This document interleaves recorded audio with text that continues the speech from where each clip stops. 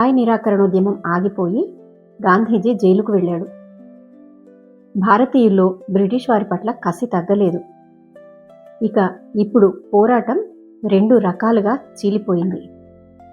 ఒకవైపు మోతీలాల్ నెహ్రూ, సిఆర్ దాస్ వంటి వారు మనం ఎన్నికల్లో గెలిచి అసెంబ్లీలో వారిని ఎదిరిద్దామంటూ రాజకీయ యుద్ధం మొదలు పెడితే, మరోవైపు భగత్ సింగ్, చంద్రశేఖర్ ఆజాద్ వంటి యువరక్తం బ్రిటిష్ వారికి తూటాలతోటే సమాధానం చెప్తామంటూ విప్లవ శంఖం పూరించారు.